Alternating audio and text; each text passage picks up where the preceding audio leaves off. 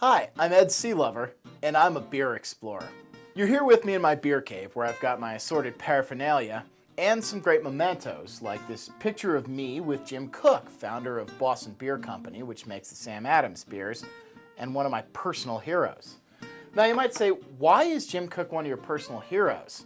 Well, the reason is because he and brewers of his ilk are the ones that really set me on the road for this lifestyle that I live, this beer lifestyle. It goes back to college, and like most students of that age, I drank crap.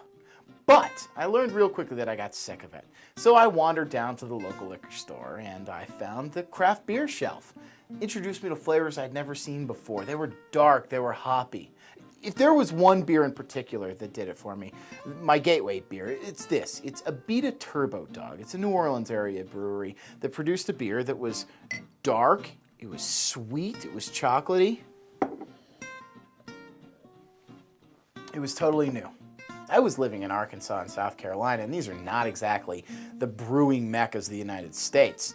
And so I looked really hard for beer festivals, for great liquor stores, for everything like that. Finally, in 2000, I moved here to Colorado, and I was in heaven. I mean, it's really like dropping a vinophile in Northern California. You look around, you see something you want. This is where I should probably backtrack a little and say that unfortunately, beer guy is not a profession. I'm a reporter by trade. I've been covering government and politics for 15 years for newspapers.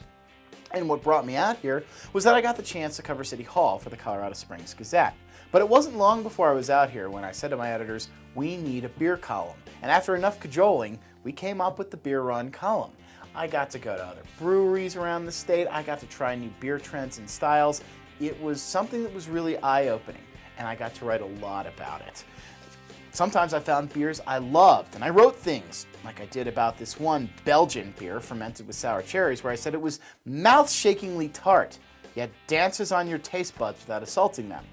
Sometimes I got to find really awful beers that I could write about, like this caffeinated beer with ginseng that tasted suspiciously like black cherry soda, causing me to write, it's official, beer has descended to a new low.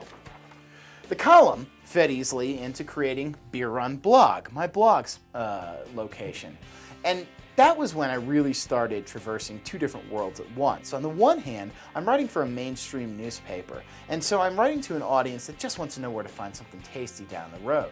On the other hand, I'm writing for the world's biggest collection of beer enthusiasts, and so now I'm finding myself having to describe which particular citrus fruit it is that I can pick up in the aroma of that IPA. All of it was great, though. I integrated it into everyday life. For example, Thanksgiving became Beersgiving at our household. We had our in-laws over a couple of years ago. We basted the turkey in raison d'etre. We tossed out the wine and instead served hazelnut brown ale with the appetizers. And the trick was that we found Juju ginger and served it with the pumpkin pie. The clash of the spices were far better than any kind of topping you could put on there, and converted even a lot of non-beer drinkers that night. I suppose this is when I really went from beer guy to beer geek.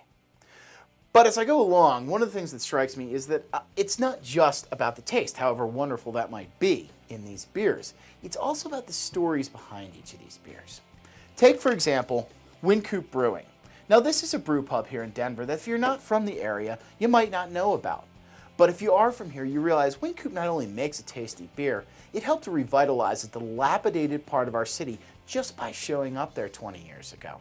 The more I heard stories like these, the more I really threw myself into what's my current project right now, and that is writing a book on Colorado breweries. I'm traveling around the state, and have been since the beginning of 2009, talking to people about their unique histories, their unique places in the Colorado brewing scene.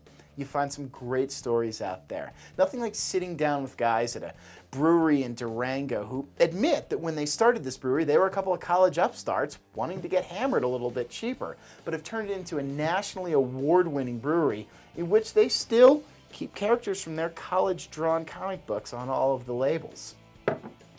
So, when somebody picks up a Wynkoop Rail Yard Ale, like I have here, they might say, yeah, it's slightly dusty, it's got a nice malt character to it.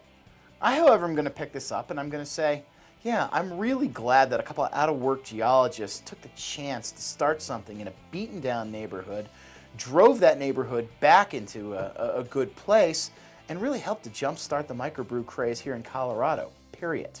And you think about it, Wynkoop was actually founded in 1988, and there were less than 100 breweries in America at that point. Now there's more than 1,500 breweries across the country, including more than 100 here in Colorado alone.